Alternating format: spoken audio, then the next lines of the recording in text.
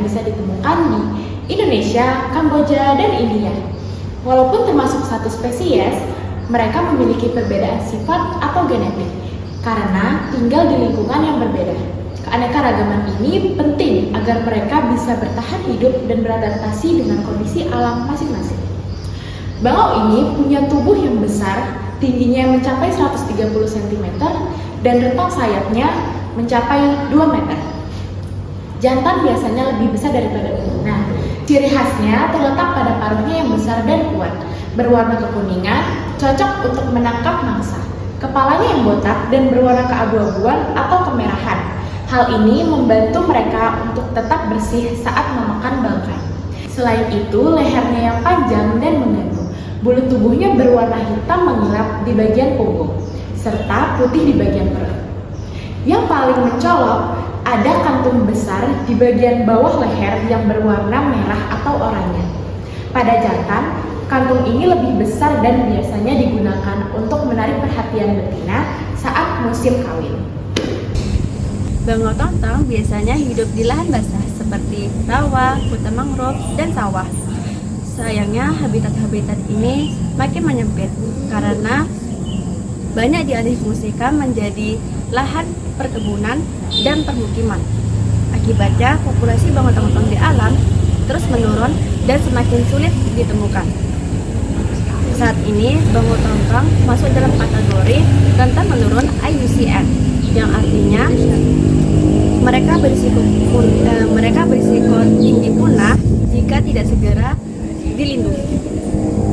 Pemanfaatan bangau tontong yang pertama dalam ekologi yaitu mengontrol populasi hama, yang kedua dalam indikator lingkungan yaitu menunjukkan ekosistem lahan basah, yang ketiga dalam nilai estetika, daya tarik wisata, dan keindahan alam karena badannya yang besar. Lalu ada ancaman bagi bangau tontong. Yang pertama kerusakan habitat, yaitu konversi lahan dan juga perusakan lahan basah. Yang kedua perburuan, diburu untuk daging, bulu, dan juga dijadikan hewan peliharaan. Yang ketiga ada polusi air dan tanah. Yang keempat ada perubahan iklim memengaruhi ketersediaan makanan dan juga habitat. Peran ekologis. Bangau tontong memiliki peran penting dalam menjaga keseimbangan ekosistem. Mereka juga membantu membersihkan lingkungan dengan cara memakan bangkai dan hewan kecil. Peran ini membuat mereka dikenal sebagai pembersih alami di habitatnya. Bangau tontong atau Leptoptilus javanicus memiliki status konservasi yang memprihatinkan. Menurut daftar merah IUCN, ini dikategorikan sebagai NT atau hampir terancam sejak 2023. Spesies ini berisiko tinggi mengalami penurunan populasi dalam waktu dekat.